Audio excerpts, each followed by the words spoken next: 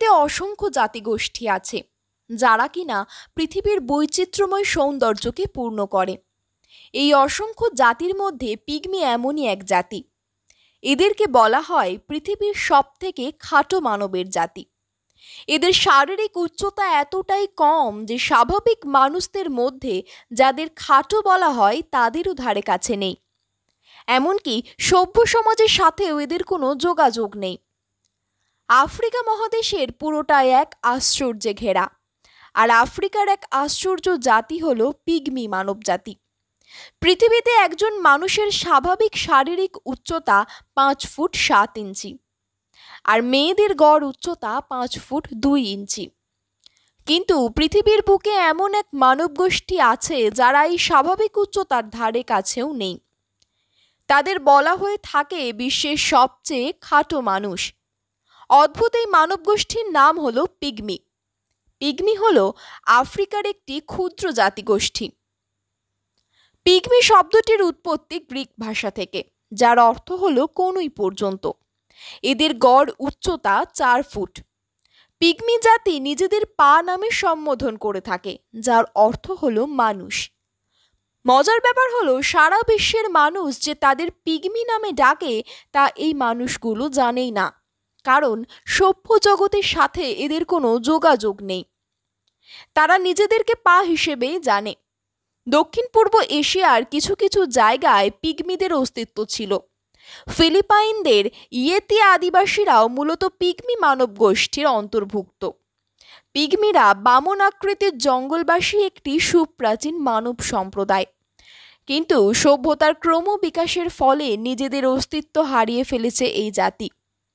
শিকারের অভাবে বন নিধন এবং যুদ্ধভিত্তিক সহিংসতায় বিলুপ্তপ্রায় পিগমি সম্প্রদায়। বর্তমানে সারা পৃথিবীতে পিগমিদের সংখ্যা 1 লক্ষের বেশি হবে না।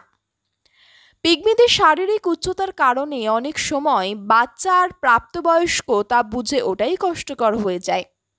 বিজ্ঞানীরা গবেষণা করে দেখেছেন পিগমিদের এই খর্বাকৃতির কারণ হলো শরীরে উচ্চতা বাড়ানোর জন্য যে ইনসুলিন জাতীয় আইসিজিএফ নামের উপাদানটি কাজ করে, পিগমিদের ক্ষেত্রে তা ঘটে না। এই কারণেই তারা স্বাভাবিকের তুলনায় অনেকটা খাটো বা বামন হয়ে থাকে। যেহেতু পিগমিদের শারীরিক উচ্চতা অত্যন্ত খাটো, তাই এদের ঘর বাড়িও ছোট ছোট। এই পিগমিরা কিন্তু যাযাবর সম্প্রদায়ের অন্তর্ভুক্ত, কারণ এরা এক জায়গায় স্থায়ীভাবে বাস করে না। ছোট ছোট দলে এরা একজনের নেতৃত্বে জঙ্গলের বিভিন্ন জায়গায় ঘুরে বেড়ায় এবং কিছুদিন অবস্থান করে আবার জায়গা পরিবর্তন করে। পিগমিরা যেহেতু জঙ্গলে থাকে, তাই এদের খাবারের তালিকায় রয়েছে বিভিন্ন জাতের বুনো ফল। তবে ফলমূল ছাড়াও সকল ধরনের চতুষ্পদী প্রাণী তারা খাদ্য হিসেবে গ্রহণ করে।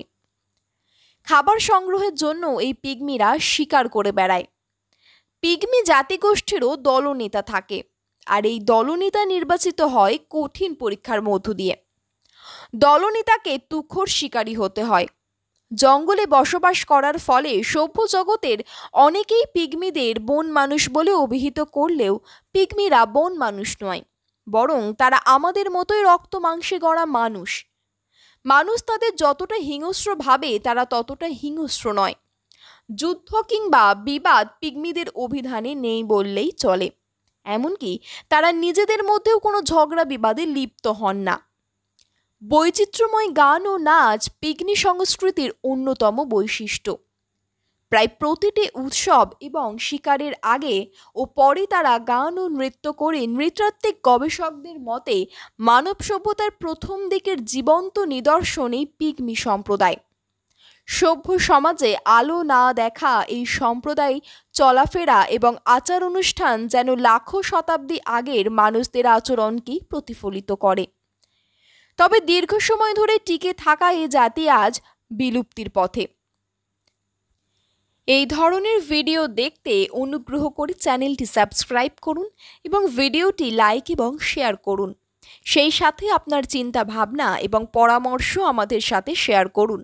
আপনার দিনটি ভালো কাটুক, যত্ন নিন। Bye bye.